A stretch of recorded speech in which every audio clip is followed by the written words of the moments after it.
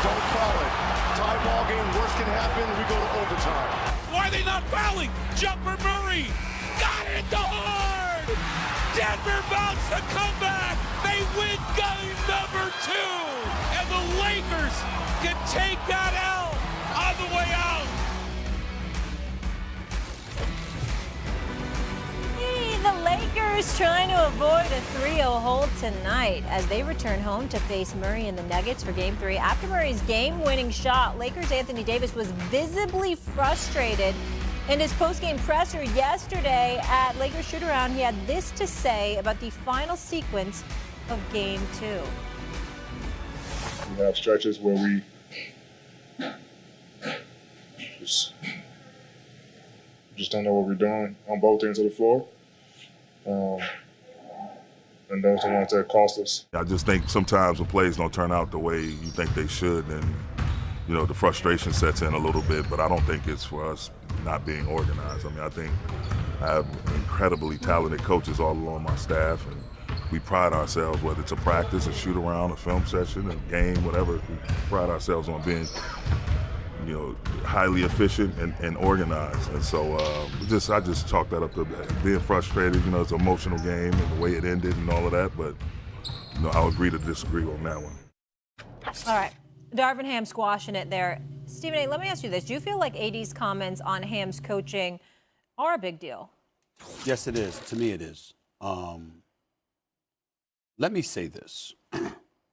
Anthony Davis is having he's had a sensational season, all-NBA caliber season, played 76 games this year, deserves a lot of credit.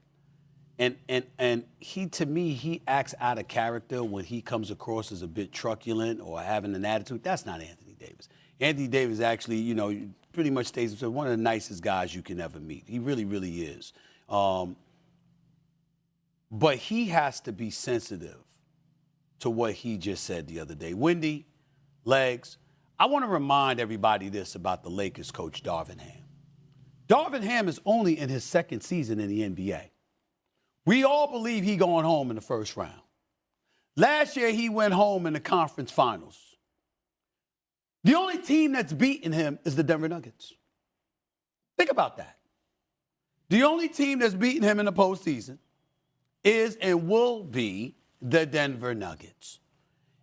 How many times have people been looking around and saying, damn, if the Lakers somehow, some way didn't have to face that team, the Lakers could win it all. Because we looked at Dallas, we looked at the Clippers, we looked at everybody. Phoenix, of course. You looked at Boston in the East, you looked at Milwaukee, Philadelphia, New York. Who do you look at and say definitively the Lakers cannot beat? With Anthony Davis and LeBron James playing the way that they played this year and with the way D'Angelo Russell has played the second half of the season. I think it's safe to say that Darvin Ham ain't clueless. I think it's safe to say that a clueless coach couldn't have his team being looked at in that light. And so if you're Anthony Davis, to be 2 games in, yes, you're averaging 32 and 12 in this series. But for you to sit up there and to talk about how confused or whatever, the words that he used, you know that automatically takes you to coaching. Tim Legler, Wendy, if you remember, in-season tournament in Vegas, I asked Giannis a question in a press conference, and Giannis goes in. And the words that he used, we knew Adrian Griffin was in trouble because of the words that he used. He never said Adrian Griffin's name, but he talked about confusion and discombobulation and not on the same page and all, disorganized, disoriented. Whoa, you don't do that. You don't do that.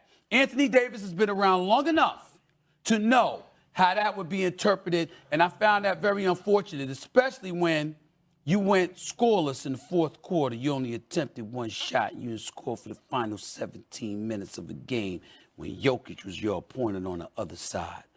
I really don't. I don't like what he did to Darvin Ham. I don't think that was right. I couldn't possibly agree with you anymore. And what Anthony Davis did was he created an insinuation that directly speaks to some sort of preparation issue.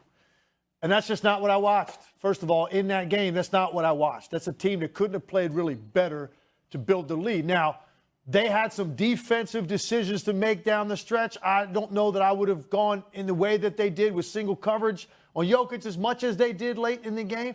Bottom line is they put their two best players on Denver's two best players to end that game. They got the switch that they wanted, and Jamal Murray made a hell of a shot, a lean-back shot over an extended arm of Anthony Davis. They win the game, or this series is 1-1. None of these topics come up. You're not asking Anthony Davis about it. Anthony Davis knew what he was saying. This wasn't something where he was kind of caught off guard or off the cuff, or he got a little bit ahead of himself in speaking. He's too smart for that. He knows what this statement was going to lead to, which is questioning if the Lakers believe in the preparation that they have. And I just think it's unfair to Darvin Ham to do that in the middle of a series, particularly when you played as well as you did as a team in that game. I just think it's unfair to do, because that's the kind of thing that can wait till after the season. And number one, it doesn't even have to be for public consumption. Those kind of conversations, if you believe that, you can have those conversations later with the front office after the year, not in the middle of a series when you're trying to now change venues, go home, and get back in the series. I think it's unfair to do to Darvin Ham, and I want to say this is the last point on this. I also think sometimes, man, we put too much into the coaching, and every single trip up the floor had something to do with coaching. The bottom line is they've got LeBron James, one of the most cerebral players who has ever played in this league. So a lot of the decisions they are making on the fly, offensively and defensively, are around LeBron and AD making those decisions. They ran into a buzzsaw offensively in the last 6 minutes of that game. This is the best team in the NBA, and the Lakers were not able to stop that run. And now Anthony Davis, by his comments, has raised again the speculation if Darvin Ham is the right person for this job. And I think it's completely unfair to him. Number one, as soon as you had that back and forth with Giannis in Vegas, Stephen A., I knew Adrian Griffin was getting fired. And anybody who was in that room that night who was paying attention knew that was going to happen. Number two, you guys are dancing around your point, which is that Anthony Davis blamed Darvin Ham for this loss. That is exactly what he did. He did that very clearly with those comments. It really irritates Lakers fans that some of the strategy decisions, Darvin's been under fire from people in LA for a lot of this year. It drove them crazy that he ended that game where they blew a 20-point lead in the second half with 2 timeouts in his pocket. And anytime you have a loss like that, where there's a 20-point differential like that, where you lose it, even if it was great plays from the Nuggets down the stretch, and even if it was a brilliant shot, someone's going to get their finger pointed at him, and Anthony Davis pointed it right at Darvin Ham. And that is basically, as you said, Legs, that is taking public what have been some clear private tensions. And that's what happens when you have a game like this. It happens to the best teams in the league. I don't care if you've got the smoothest running organization. When you have a frustrating situation like that, especially with high stakes, it tends to reveal certain things. And that's what happened here. And Darvin, basically, he was a little bit softer, but he basically gave it right back to AD. This was two guys kind of throwing mud at each other publicly in a playoff series, and it's not a sign of a functioning and smooth running organization. Now, let me just say, the reason AD is probably upset is because when the Nuggets made the lineup change and they put Aaron Gordon on him, there wasn't a move to go get him shots. The man had made 14 consecutive shots in that game. They completely went away from him. Denver took him out of the game with just a basic maneuver. And when you don't get shots and there's timeouts sitting there on the board, I can kind of get that frustration. That doesn't mean that you go public with it.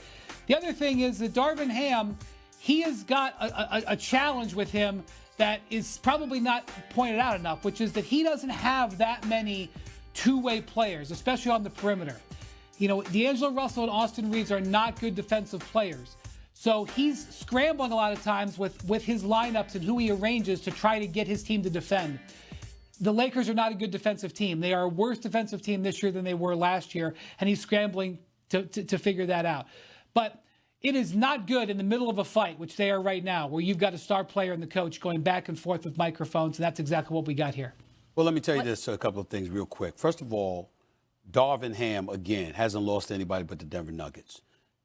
In just his second year as a coach, and he's gotten them to the conference finals last year when nobody saw that coming. Certainly, he put himself in a position to have to face Denver in the first round this year because they could have had a more successful season, but they did have injuries. If Vanderbilt was available, if D'Angelo Russell had showed up and played in the first half of the season, maybe Austin Reeves, we're looking at his development and then how he's tailed off a little bit. We could take those things into consideration as well. But I'm thinking about Chris Gent, his lead assistant.